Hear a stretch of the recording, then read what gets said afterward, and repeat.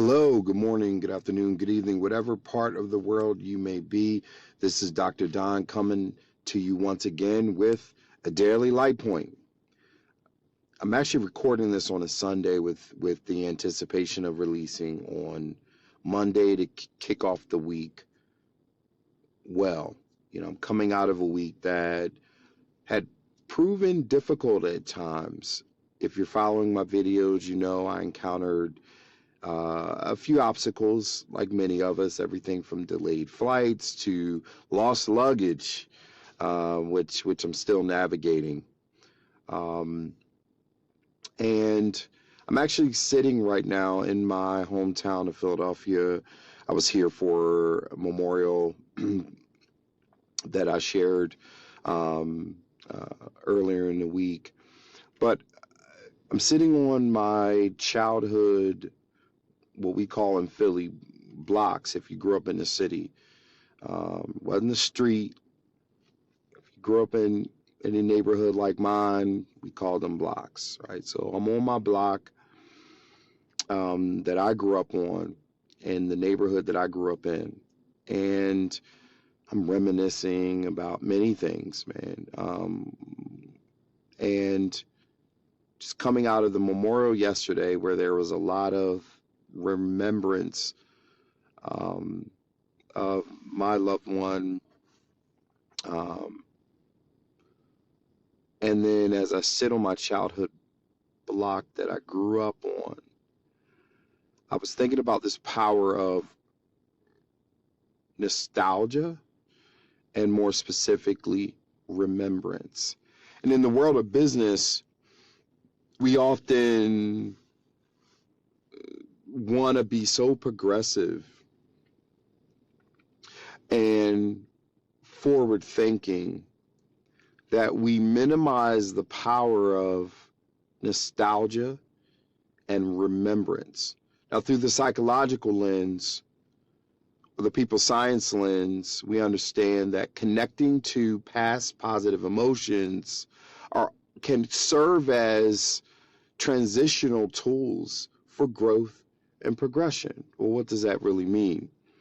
Reflection on positive past experiences, circumstances, emotions, isn't necessarily about living in the past, as it's connecting to this greater version of ourselves and where we were in our lives, because we're seeking that in a really deep and fundamental way.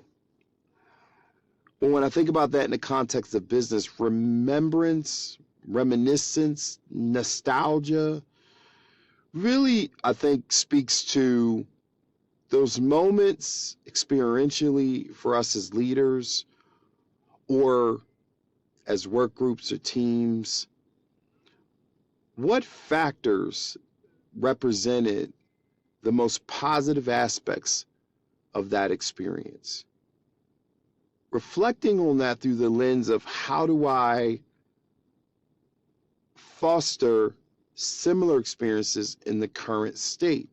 Oftentimes drawing upon those past memories, remembering how a leader made us feel and how we may reciprocate that in how we lead.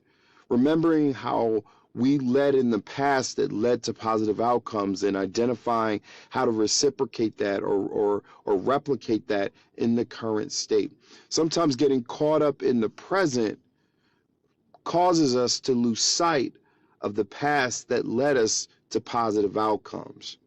So I encourage you to lean in a little on this premise of nostalgia and remembrance in the context of leadership. Not because you're trying to live in the past. We're not talking about, we always done things this way, so now I don't need to change. That's not what we're speaking to. But leaning into the premise that I should be reflective of the things, the circumstances, the factors that led to the greatest versions of who I am as a leader and who we can be as an organization.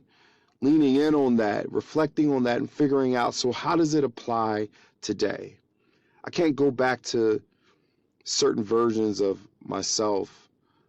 I can't go back to my childhood and try to relive that or the most positive moments of it. But there were nuances, there were subtleties in those experiences when I was a child or when I was a young adult that was positive. That brings back positive emotions and memories. So how do I lean in on those triggers? How do I recreate that in some subtle but important way? Similarly for leadership. With that being said, thank you for tuning in to our daily light point. I anticipate this week will be a positive one because I set out to ensure that happens. Thank you for tuning in. Real leaders, real talk, real time.